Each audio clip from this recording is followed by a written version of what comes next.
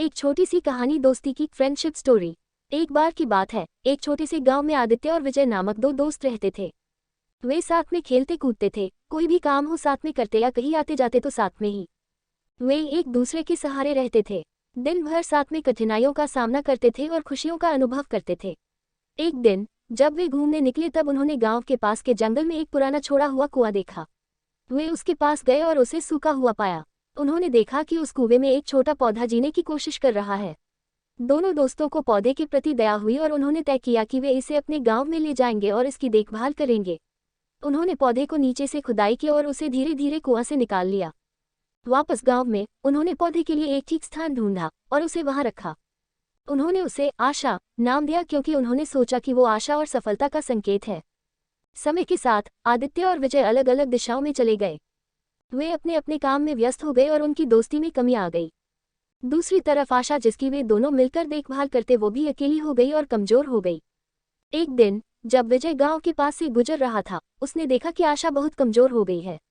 उसकी पत्तियां सूख रही थीं और उसका रंग बिरंगा चमक खत्म हो गया था।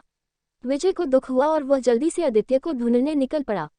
उन्होंने बातचीत की और मिलकर समस्या को हल करने का निर्णय लिया। उन्होंने पौधे को पानी दिया, उसे संरक्षित स्थान में रखा और उसकी सुरक्षा के लिए सारे उपाय किए, उसे बचाने का भरपूर प्रयास किया।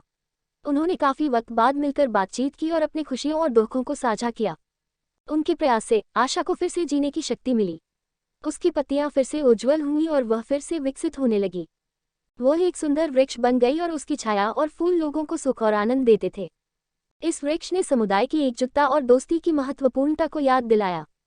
आदित्य और विजय ने उस दिन एक महत्वपूर्ण सबक सीखा। उन्होंने जान लिया कि सच्ची दोस्ती विश्वास और सहयोग की जड़ों से जुड़ी होती है। उन्होंने वचन दिया कि वे एक दूसरे का साथ कभी नहीं छोड़ेंगे और उनकी दोस्ती को हमेशा महत्व देंगे। जब वे आशा की छांव में खड़े होते तो उन्हें यकीन होता है कि उनकी दोस्ती और उनका संघर्ष सब कुछ बहुत सुंदर और अनमोल है। दोस्तों, मैं जानता हूँ इस छोटी सी दोस्ती की कहानी को पढ़कर आपको अपना वह दोस्त याद आया होगा जिससे आप काफी समय से नहीं मिले, किसी वजह से उसके टच में नहीं रह पा रहे हैं। तो चलो उससे मिलने की आज ही कोशिश शुरू करो।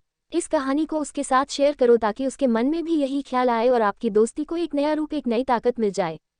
अगर आपको हमारी कहानियां पसंद आती है तो प्लीज़ चैनल को लाइक और सब्सक्राइब ज़रूर करें।